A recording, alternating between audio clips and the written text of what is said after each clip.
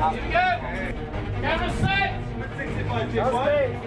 And action. We had 3 directors over the 10 series, Chris Spencer, Crispin Reese, and Tony Mitchell. And once it rolled out, it picked up speed and energy like you can't imagine. We were already on the ground in Morocco filming as we were still trying to get the next scripts ready, and as our director that was coming through was on the ground scouting locations. Roma and myself and Richard Bedser, who's the other executive producer, were very unified stylistically. And even though it was so long to make 10 hours and multiple directors and different crew coming in and out and different sets of actors for different stories, we just kept a consistency of our energy. We had the same vision, you know, we had the same writing team, and each of the directors got to sit in on the other production meetings, and we made sure that there was a visual and emotional through line to connect the entire series. I am the Alpha and the Omega, the beginning and the end.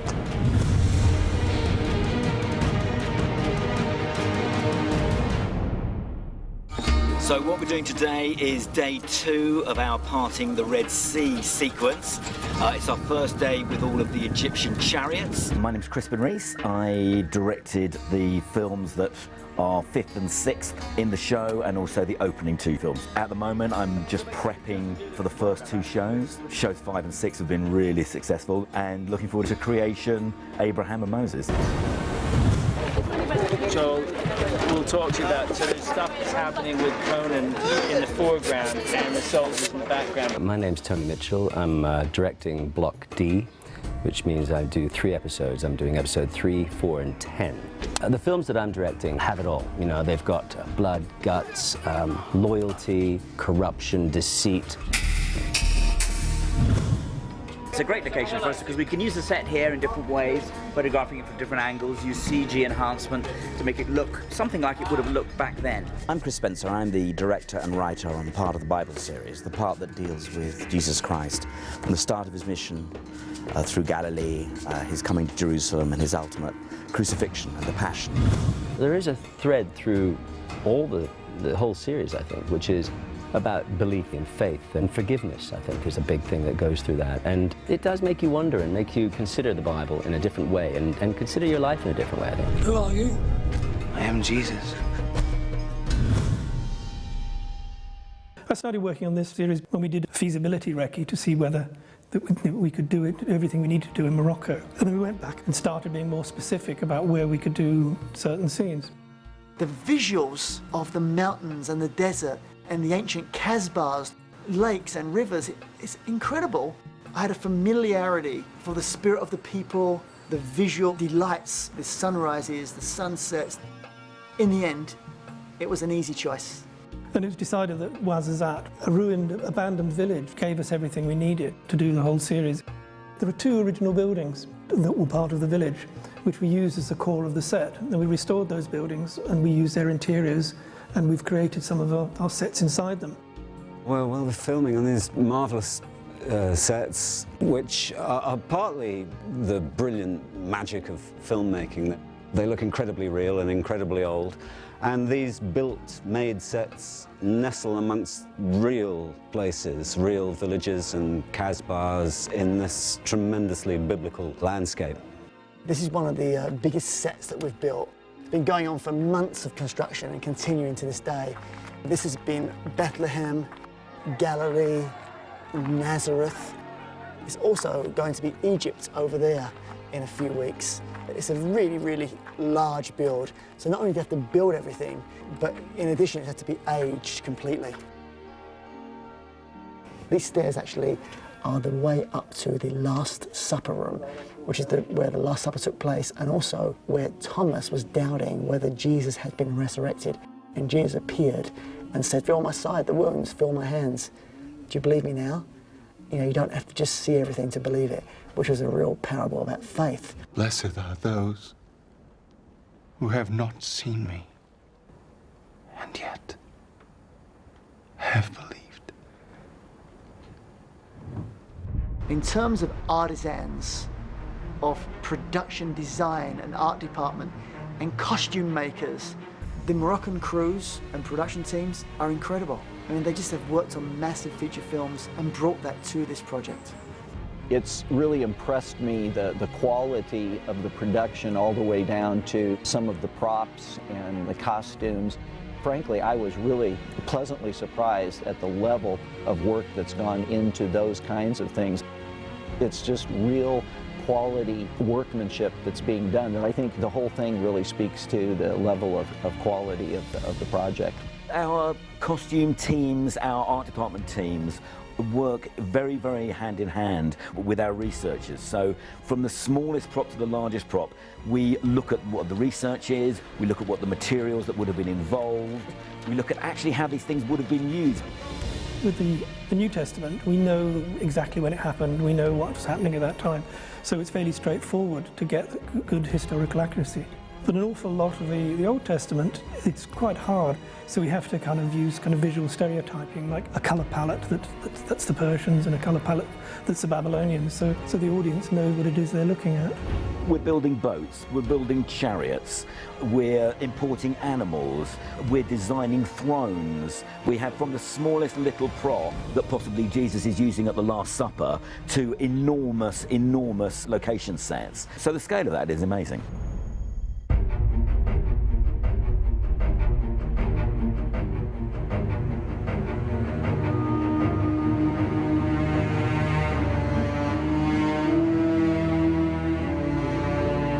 I remember going to the workshop where they make the costumes, and you just think, when you put on these sandals or you put on this thing, and then you stand around in landscapes like this and you think, well, I don't really have to pretend very much, you know, I'm sort of there. And you look around you and everybody looks right, and you don't have to really suspend your own disbelief, you know, you're in there.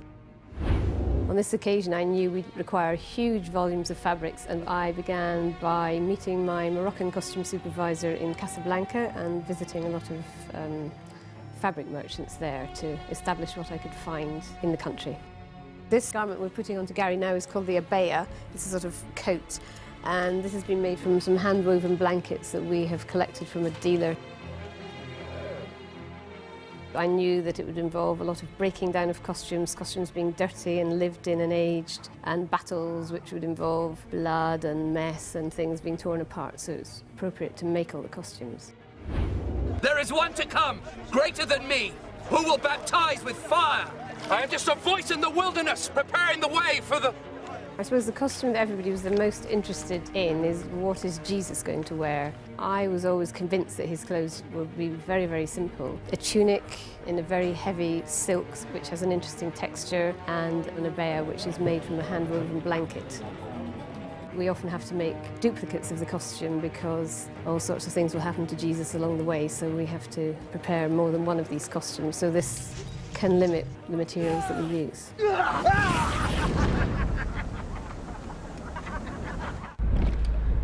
Hey, good morning, everybody.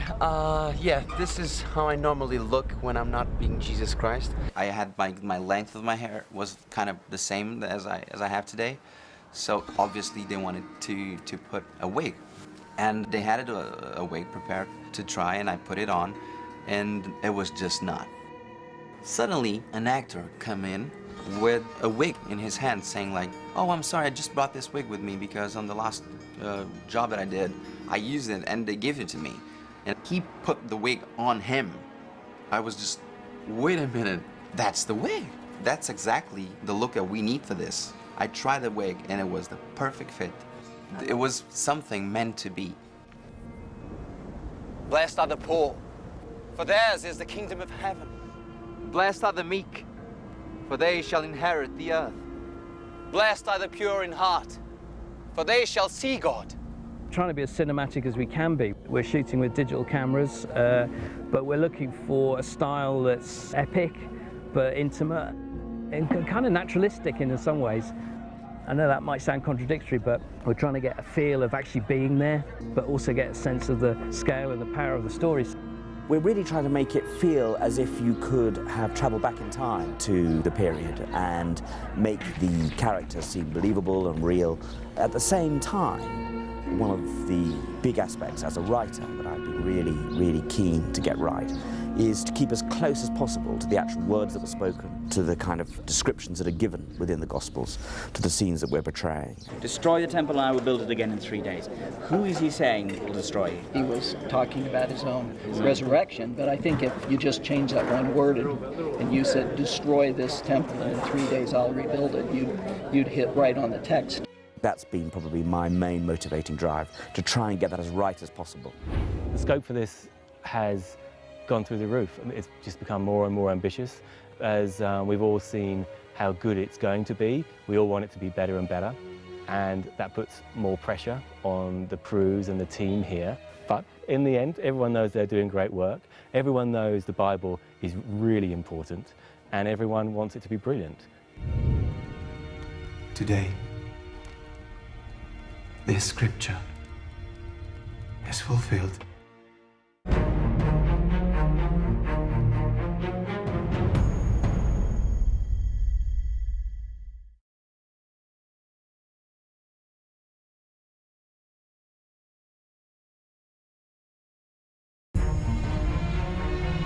There we were in Morocco, in a Muslim country, making a movie on the Bible. And many of our actors that came through our ranks, they were made up of believers and non-believers. But there was something moving through everybody. There was a spirit on the set.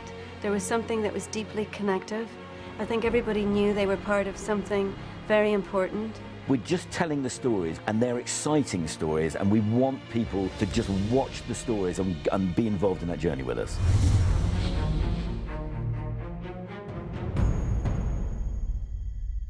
We continually showed dailies, edited dailies, even with music, to the crew every week. Everybody was invited Friday nights after we finished shooting, because how could you feel what you are making and part of if you're not seeing this? And I think when the next director came in, or the next act came in and saw last week's work, it raised everybody's game. The real challenge with the films that I'm doing are the characters. I'm doing Samson and Delilah, I'm doing David and Goliath, I'm doing these heroic characters that we've sort of grown up with. And there's been various Hollywood interpretations of those in the past. And I think really what's important is we don't necessarily want to go down the cliched route of what these characters are. We want to try to find the heart that drives these characters and the belief and the emotion that's underneath the skin of them. And so I instill in my actors to really spend some time with both them and myself, exploring these characters. Even though you are weak, he loves you, David. You have forged God's nation on earth. A star shall come out of Jacob, and a scepter shall rise out of Israel. As a director, one of my big stories was the Nativity, the birth of Christ. That's one of the most famous scenes of all time. So when you see that written on a page, you think, how am I going to do that? How are we going to tell the story of the Nativity? So, you know, designing the set, casting the actors, working on the pages, working on the script, you do that for months and months, and suddenly you're there on the set that you've designed with the actors that you've cast, saying the words that you've been involved in writing. I believe your son is the promised king of his people. What is his name? Jesus. When you have a really iconic scene like that, it's an amazing thing to do. Well, you do sometimes feel that someone is watching over you while you're doing this. During the nativity scene, we played that scene in the rain, so we had rain machines working all night. We had Joseph and Mary in our manger that was constructed out of sort of mud brick. We had a huge storm that day anyway, so we had a real storm and our own rain machines. We had a baby that were a few days old. We had a crew of 10 people. We had a couple more cast, and literally we wrapped for the night. Everyone walked away from the set, and the set collapsed. Where seconds before there were 25 people. So you do think someone's watching over us. And when I watched it back the other day in the edit, I was like, goodness me, that's an incredible thing to have done, to have got together and made that story. And for me to have the opportunity to visualize that was pretty special in my career.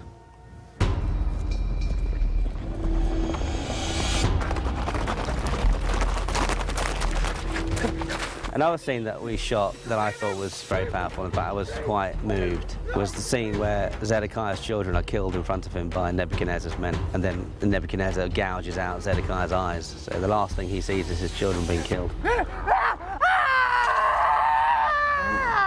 And we shot the whole thing in about 25 minutes because the sun was going down.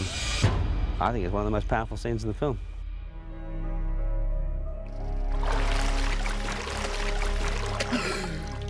For me, it's been an amazing spiritual journey too, because normally I see myself as a man of faith.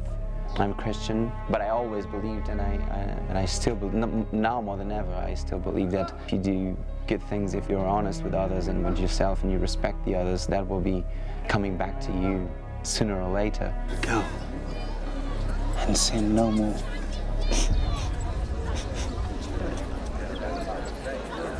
Every day for me is like a new project, because in this story, every scene, it's so important and unique. When I arrive, I come always full of expectations and kind of anxiety, but at the same time, grateful and happy to be on set in this project. So I just hug everybody, just say good morning to everybody, and then we start the process of at least an hour and a half of makeup. Obviously, the most pivotal character in this entire movie is Jesus, and we've actually given him 13 different stages of his makeup.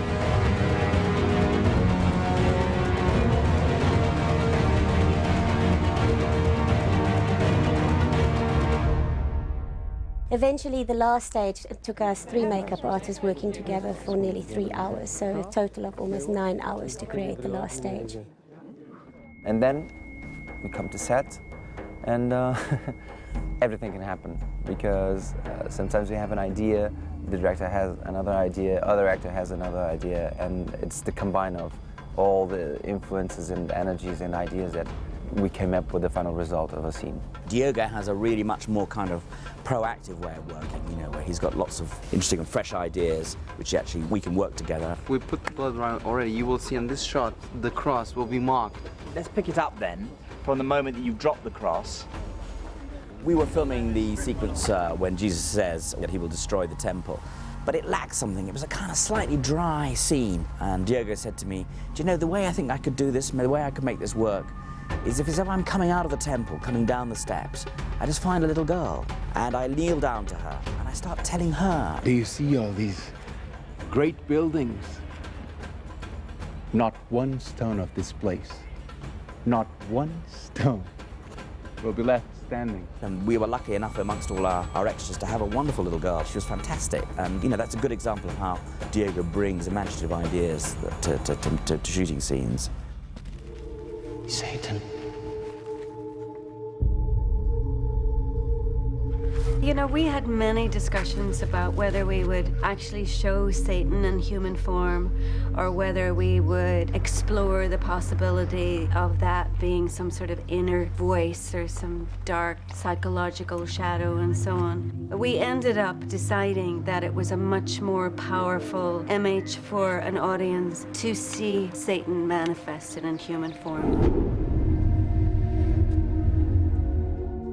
We ended up with an actor with a really interesting face. He has a face that looks like it's really been lived in. My name is Mehdi, and I'm playing Satan. I think these few years I'm doing this job, but it's the most interesting character I've played ever. Mehdi gives us a fantastic performance. We dressed him in a very simple black cloak with a deep hood. So at times he just looks like he's a face suspended in there. He doesn't have much dialogue at all, but rather appears as a presence of evil. We have an extraordinary scene. It's the temptation of Jesus. He's about to begin his mission, but before he does, he goes for 40 days into the desert, and during that time, Satan shows up. If God loves you, throw yourself down. His angels will lift you up in their hands. How dare you put God to the test? It's 40 days because that's about the longest you can survive and could not be weaker. And so if you're ever going to give in to a temptation, it would be at that moment. Get away from me, Satan. I worship the Lord, my God, and serve him only. We see Jesus lying on the desert floor, parched. He's been fasting. He's baking under the heat of the desert sun. We see a snake, of which they were plentiful in the desert region, slither across his body. That came out of seeing snakes for other things in the production office, and a huge, long, green snake. And suddenly I was realizing, maybe this should be part of the temptation. We had so many snakes on the set. We had so many snakes that we hired a man, and he was the snake man. He just became known on the set as the snake man, and it was his job to go in ahead of us into locations and clear the area of snakes, many poisonous snakes and scorpions.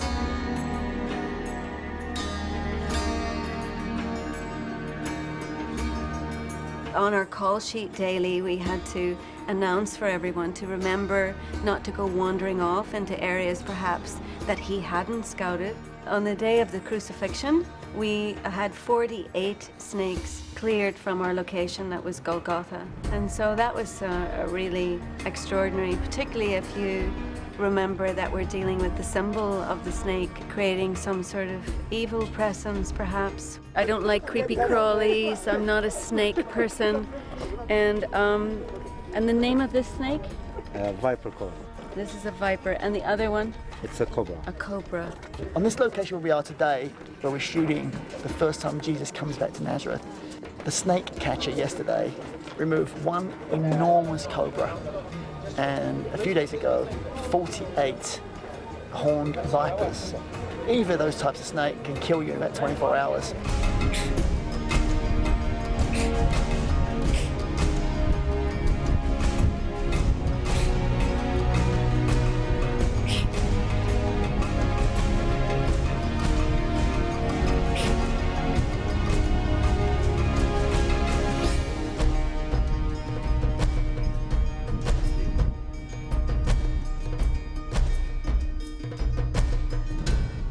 I've worked a lot around the world making Survivor, obviously, and I've worked 3 times in Morocco. But I actually didn't realise there were cobras here, all these horned vipers.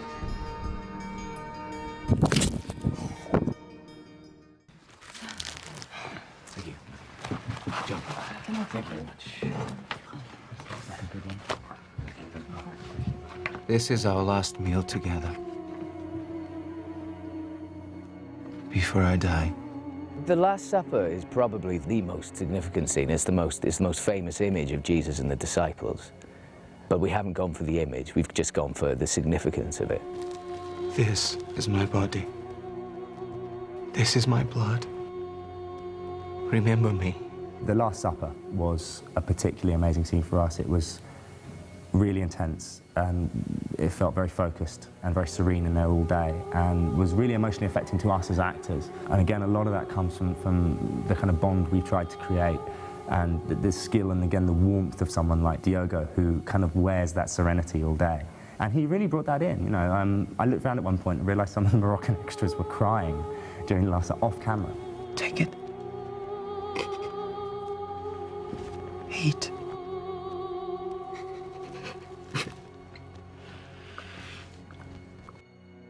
The important thing from the beginning of the genesis of the project was that the stories be told in a human, real and authentic way. And that meant that, you know, it was hard times and people were poor and they didn't have the kind of facilities for cleaning themselves or washing their clothes that we did. And it was rough and tough out there and dirty out there. So our makeup people would carry around little bags of dirt with them. And so this buildup of dirt on their feet became a big joke among the actors around the set. And we nicknamed it Bible Foot. The boys, in their camaraderie, wanted to see who had the best Bible foot on the set. So we had a Bible foot competition out there in the desert. The boys were very funny because they used the characteristics of the roles they were playing to comment on their Biblefoot. So the character of Peter denied that he had Biblefoot 3 times. I'm Peter, and I don't have Biblefoot. I don't have Biblefoot. I don't have Biblefoot. The character of Judas was willing to betray his Biblefoot for 30 pieces of silver. I am Judas, and for 30 pieces of silver you can have Biblefoot just like this. And the character of Thomas wasn't sure really if he had Biblefoot or not. I'm Thomas, and I think I got Biblefoot, but I'm not sure. We had beard police at all times because I think there's nothing worse than bad beard. It was the challenge for our hair and makeup department, who were amazing, who did amazing work for us. They were so good, in fact, that this became just a guessing game for the crew as actors would emerge out of the makeup trailer. This one's real. What are you saying? Ow! So the beard, but the mustache. We were out there, you know, together working for long, long days on the set, and we became very bonded. I had great rapport with everybody that came through, and I think the role I was able to play on set also was to really encourage the actors to trust the material and the intention of the stories. Slate 2000, take 1. Woo! Woo!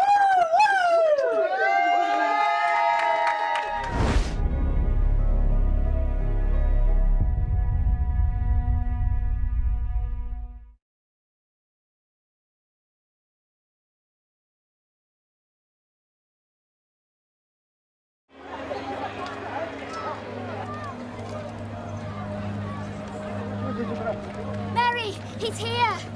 Who? Jesus! He's back at last! You know, for me, it's incredible to be doing this, and also that Roma agreed to play Mary was thrilling for me. You know, it's my wife, I love her. I know she's always loved Mary, and the fact that she agreed to play this role has been just great, and her performance has been incredible. I mean, when you see it on the screen, your heart breaks with seeing Mary crying inside and out for the life of her son. You know, I think this is probably going to be the most physically, emotionally and spiritually demanding day for all of us up here.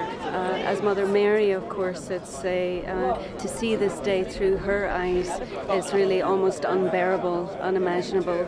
To think of what that must have felt like as a mother to watch your son brutally murdered in this way. As a producer of this project, to have gotten to this moment, you know, this is probably the most iconic moment in our faith, in our book, the crucifixion of Jesus.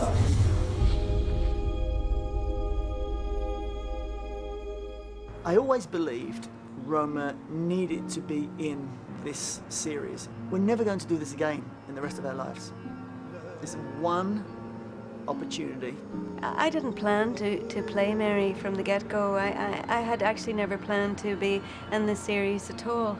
I had my producer's hat well and firmly on my head, so I wasn't thinking in terms of performance at all, to be honest with you. 1000, take 1.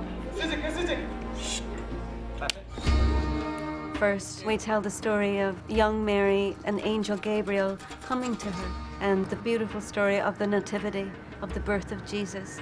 So we cast Lila to play young Mary, and we were looking for an actress to play older Mary. We needed somebody that looked a little bit like Lila, and Mark said to me, would you consider playing the role yourself? It was a great privilege for me. I have loved Mary my whole life. I was raised as a Catholic in Ireland, and I grew up with great affection for and love of Mary. And so I stepped into the role, opened my heart to it, and it really stretched me as an actress.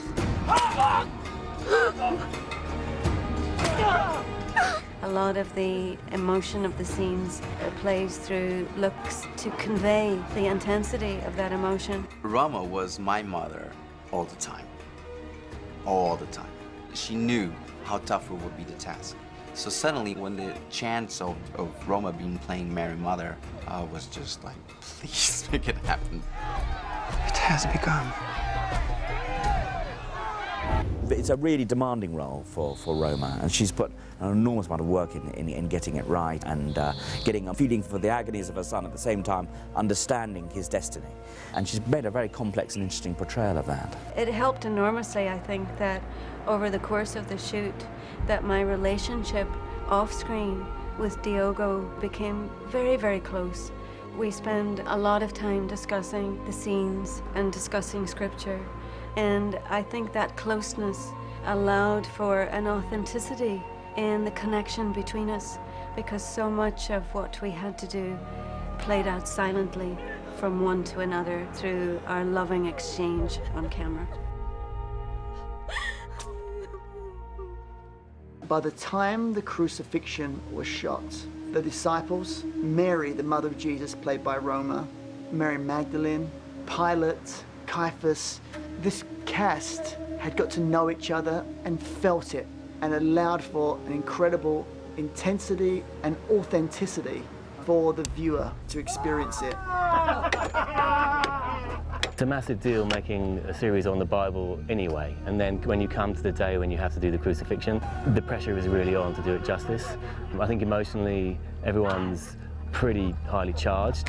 We had to make sure that the scene was going to be safe, first and foremost, that Diogo was going to be safe. We did tests with the cross. We had several crosses that were made. We did a test with the cross with him walking with it. The cross that we ended up hanging him from had to be a much sturdier cross, a very secure cross. We had to build a platform on which we could get Diogo up onto the cross. We had our stage assistant directors went up on the cross. We did various tests with different people to make sure it was safe and so on. What actually was interesting is that in Morocco, over the years, they had filmed a number of Bible projects, and so many of our crew had worked on a number of previous crucifixions. And so we were able to call on their wisdom and their expertise in how to do that and how to make sure that it was safe. As you can see, we're on one of the biggest scenes of the whole film, which is the crucifixion. So that requires this rather large crane, which will give us a chance to get up on top of the cross and see the action up and below, and so it's quite a good tool for that, and allows us to move the camera really quickly. The cross has to be raised with actually Diogo on it, so the steel plate that's bolted into the ground has to be really strong, which is one of the problems we did have, getting it strong enough to hold his weight and the weight of the cross. I worked out on the gym like for two weeks before the crucifixion. So I was preparing all my muscles for the difficult position that would be just being on the cross the whole day. And then we had this kind of harness that was sustaining my weight. 80% of the time I was just sustaining all my weight on this small piece of wood under my feet. And I needed to change because it only has space for one. You can't put both feet there. Profile shot to have Diogo camera right and the criminal over here camera left. Without hesitation, I would say the biggest challenge we had was filming the actual crucifixion on Golgotha. And I think that was a combination of factors. First of all, it's a very technical scene, you know, to make it look realistic that Jesus is being nailed to a cross and then being pulled up by Roman soldiers. And it was very, very demanding, obviously, from the point of view of makeup. So every day we were taking like 2 hours for makeup, the minimum. So during all the carrying the cross and the crucifixion, it's the whole body. Working with Diogo has been just a pleasure. He's become a beautiful person in my life, and it's really been an interesting journey to go through with him. It's a horrible thing to happen to anybody. And to create the scars and the whip wounds and all the other things that go along with it really makes you think about the process and what Jesus really, really went through. I mean, it's horrible. It's absolutely horrific. And if you spend half an hour recreating a wound that was just inflicted with cruelty in such a short time, it really makes you think about it. When I was on the cross, there was a lot of wind, and I was not hearing anyone. Everybody was talking, but I wasn't listening because I can't. The wind was so strong. But suddenly, I saw a lot of people in movement, and I felt so alone that I screamed. But suddenly, it was like a bath of regret. No, that's wrong. They're trying to do their best. And a whole hour on that cross after this moment, I just love to watch everyone and the way they were trying to do their job. And I felt blessed. So since that day on, every time that things are really crazy and tough, I just pause, breathe, and think you should be grateful. Have your attention, please. Let's have a nice round of applause for Diego and our two criminals, guys. Well done. And when he came off that cross, he just collapsed. We were just hugging him for a great long time because he was really emotionally drained as well as physically exhausted by being up there. We've just wrapped. The sun is setting. We finished the crucifixion scene. It was an epic few days, very powerful, very emotional. So tomorrow is another day. We did great work up here on the hilltop, and I'm happy to say it's a wrap.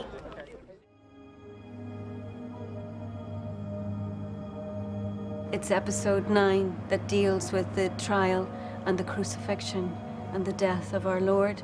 And at the very end of it, we tease the resurrection. Who are you looking for? Then episode 10 steps fully into the resurrection of Jesus, the ascension of Jesus, and then Pentecost. It's an epic day. We're dealing with the resurrection of Christ today. This location, to find these tombs on the Scout, took us a while, and it's a bit epic to get here across a couple of rivers and quite a drive, but very, very worth it. We're actually working in a real tomb, which is difficult because it's very small. So we're just trying to get that magical sense of the light opening, the sort of coming back to life a bit. The sun is right here at the moment, which is all right, but by the time we get to do it, it'll be over here, be in the wrong place, as it often is. So just working with Aziz, our spectacular gaffer, to bring up some kit, make that effect in there. Go and tell our brothers. I am here.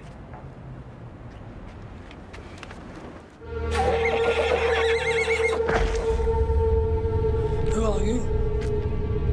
It's our final day shooting and it's been amazing. I have worked on the scripts for a year, which sounds like a very long time, but there's a lot of work to be done in pulling out all the best stories from the text and really getting to know the history behind it. The project was very ambitious for the scope of it, to go from Genesis through Revelation.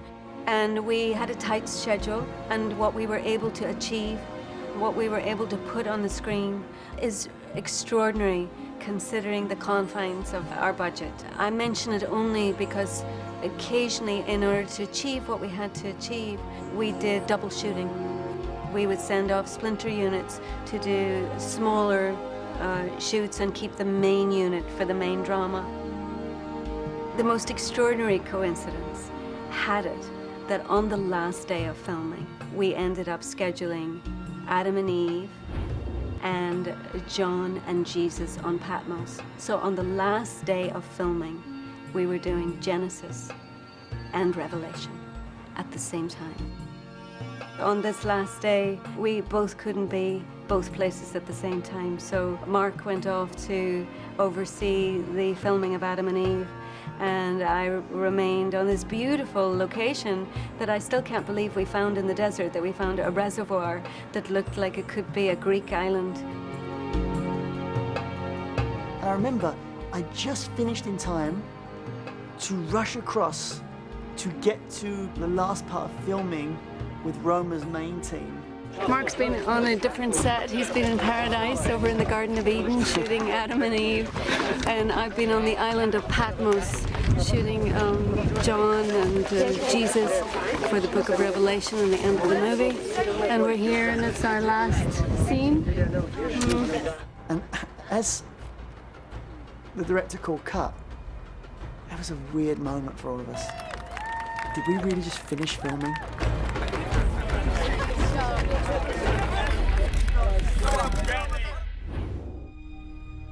I remember that day. Roma and I had a gift for Diogo, who played Jesus, and it was a first edition King James Bible from the 1600s. And Diogo was very moved by this, and he said, "I have something for you. Come with me." There was no English words to describe how how grateful I was for everything that happened to me, because this project, it changed me as a person. So the only way of telling them thank you the way I know is the way I grew up with the words thank you. It was saying obrigado in my language. It means thank you. I hold their hands and I just did this prayer from my heart in Portuguese. It was one of the most moving things of my life. I can't even explain. I didn't understand one word, but I understood everything. And that was his gift to us.